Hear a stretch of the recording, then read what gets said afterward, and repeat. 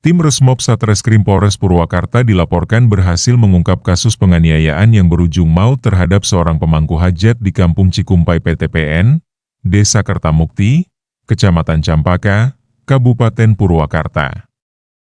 Peristiwa tragis tersebut sebelumnya sempat menggemparkan warga setempat karena terjadi di tengah suasana pesta pernikahan yang seharusnya berlangsung penuh kebahagiaan. Dalam perkembangan terbaru, aparat kepolisian berhasil mengamankan terduga pelaku utama bernama Yogi Iskandar, 38, pada Senin, 6 April 2026.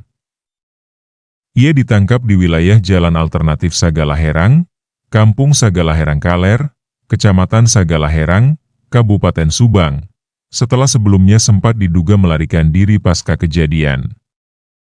Yogi diduga merupakan aktor utama dalam insiden penganiayaan yang terjadi pada Sabtu, 4 April 2026, saat acara pesta pernikahan tengah berlangsung. Kejadian tersebut diduga dipicu oleh keributan yang kemudian berujung pada aksi kekerasan terhadap korban. Penangkapan ini disebut sebagai langkah penting dalam mengungkap secara terang benderang kronologi serta motif di balik peristiwa tersebut. Polisi bergerak cepat setelah mengantongi identitas pelaku melalui serangkaian penyelidikan intensif. Keterangan para saksi yang berada di lokasi kejadian turut menjadi kunci dalam mengarahkan petugas hingga berhasil menemukan keberadaan pelaku. Upaya pengejaran dilakukan secara terukur hingga akhirnya Yogi berhasil diamankan tanpa perlawanan berarti.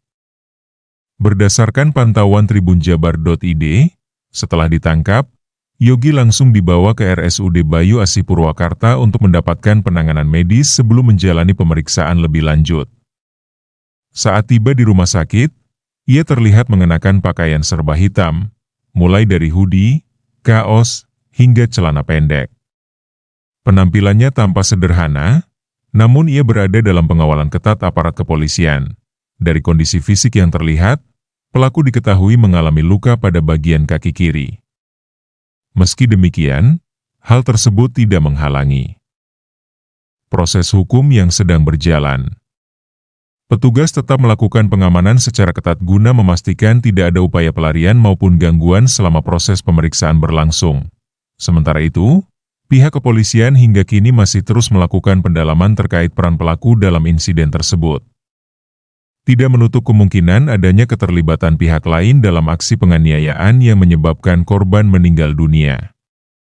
Oleh karena itu, penyelidikan lanjutan terus dilakukan untuk mengungkap seluruh pihak yang terlibat serta memastikan keadilan bagi korban.